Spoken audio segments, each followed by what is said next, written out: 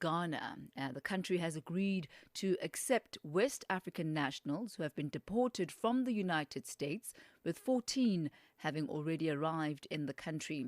Now, at a press briefing late on Wednesday, President John Dramani Mahama told reporters that 14 deportees, including Nigerians and one Gambian, arrived in Ghana, and the government facilitated their return to their home countries. For more, we're now joined on the line by our correspondent in Ghana, Mawena Egbeta. Eric, a very good afternoon to you. Good to have you with us. Glad to join as well, Thami. So can you confirm if the 14 deportees have already left Ghana? And perhaps even before that, it's quite clear that Ghana is just a thoroughfare, that it's a pit stop to future destinations. Can you give us clarity on the actual arrangement between the United States and Ghana? I think you've rightly stated that it's looking more and more like we're a pit stop and not really a place of final destination in terms of what is expected. But what we know from what the president has been saying is that the U.S. government reached out to us asking that they deport African nationals here. We know that the government and the President Trump has been seeking to remove illegal migrants, as they call them, or term them, out of their country's jurisdiction, and have been looking for destination points. Nigeria, they've tried to get access to that particular land because they say there are a number of Nigerians there as well, but the Nigerian government has not been cooperative.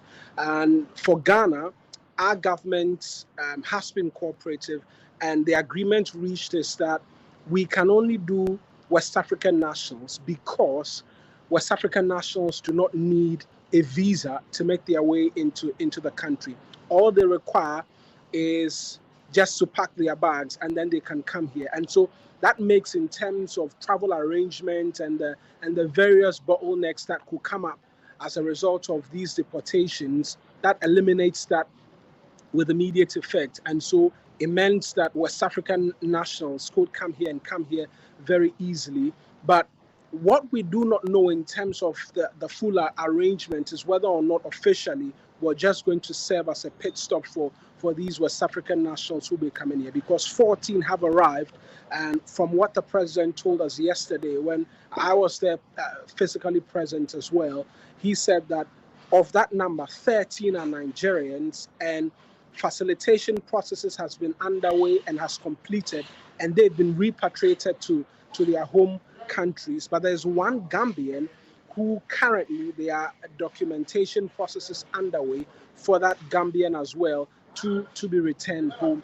And that's what we know in terms of the arrangement. What this also suggests is that there could be a lot more of such West African nationals who could be coming through, because now we understand it is an agreement which has been put in place, and so the expectation will be that there will be a lot more, and perhaps we'll be getting a bit more in terms of explanation as to what the fine details of these arrangements is, or this agreement is, because we know in 2016 we received 2 Guantanamo Bay detainees who had served 14 years in terms of detention. They were returned, and we received in excess of $300,000 for their presence here for 2 years. And so questions are being asked as to whether or not there are financial packages associated with this agreement which we've reached with the U.S.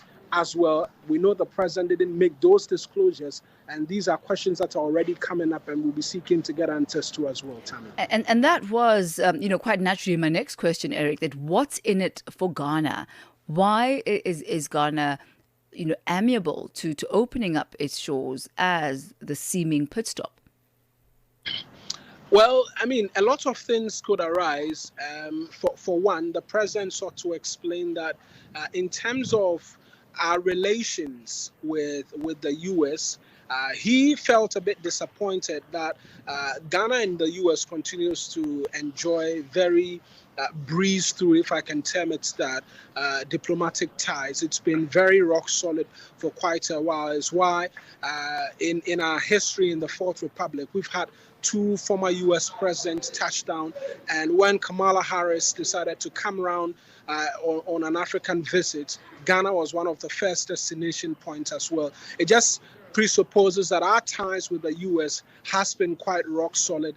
And so when such agreements come around, more often than not, we're ever present to go to the negotiation table. And if it doesn't bother on national security, we're quite open to receive that. We have a lot of trade deals as well with the U.S. But he was a bit disappointed that we were slapped with tariffs amongst many other things. But he says that it didn't stop the negotiations because of, despite the concerns that he's had that was seemingly being slapped with tariffs and being put on a watch list of countries which could receive visa bans, we continue as a country to be open to the U.S. in terms of negotiations and being forward-looking as to what our diplomatic ties can bring us. But again, we do not know whether or not there is monetary value attached to these persons who are coming through.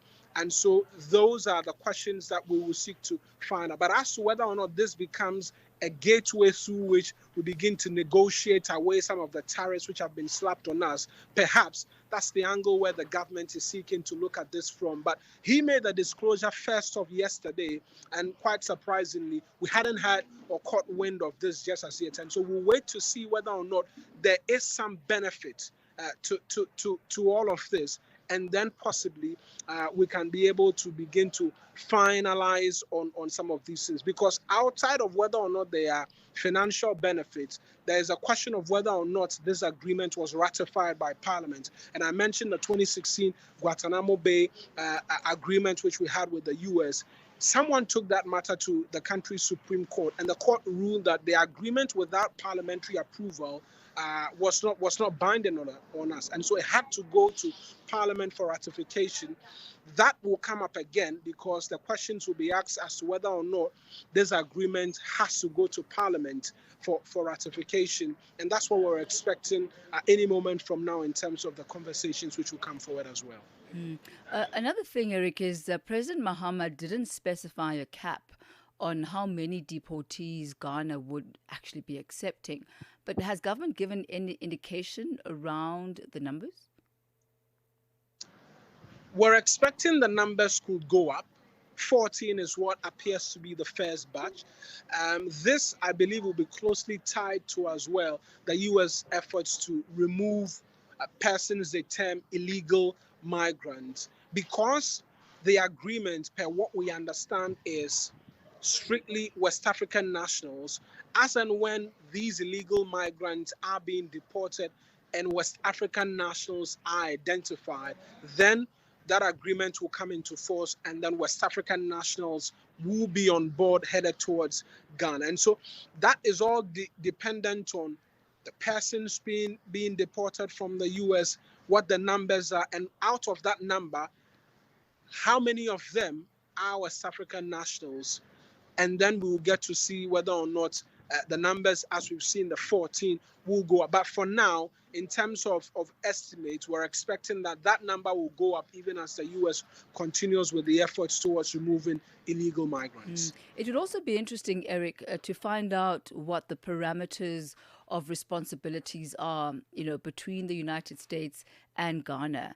And I wonder if Ghana is also helping with the reintegration and the reunification process for these deportees, ensuring that they are able to rejoin their families and rebuild their lives. Is there an understanding of the scope of Ghana's involvement?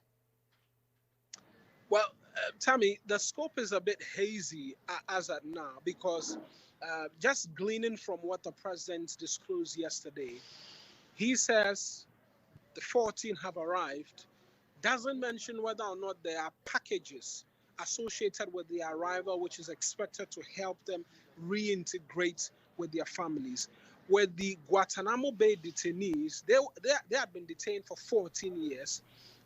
There are clear links to terrorist organizations like Al-Qaeda, which was the basis for their detention was not clearly identified, which meant that when they were being returned, it suggested that they had been detained illegally, and so there was some package associated with their repatriation into Ghana and to allow them easily reintegrate. These are persons who have been termed as illegal migrants and are being deported. And from what we understand in terms of these deportation policies, more often than not, these persons are just sometimes just with what they are wearing brought back into the countries where they are supposed to be headed, where they do not take any property whatsoever. If that is the arrangement which is being gone by in terms of this agreement, then it presupposes that there are no financial packages to allow them reintegrate into Ghana. But we also understand that these persons are not being reintegrated into Ghana. They are being taken to their home countries. And from where I sit, the expectation is not that the Ghanaian government will include packages to allow them reintegrate into their respective countries. And so that continues to be a very sketchy aspect in terms of this agreement. And we'll get the fine details when the Foreign Affairs Minister makes himself available for a lot more questions, because this is gathered. And there certainly are still a lot of questions that need answers. But Eric, Mawena, Egbeta, thank you so much for that comprehensive update this afternoon. Much appreciated. Thank you. That's correspondent in Ghana, Eric Mawena Egbeta. He takes us to 21 minutes after 12 p.m. Central African time. In just a moment, we'll be focusing on M23 and the DIRCO in South Africa. Get Channel Africa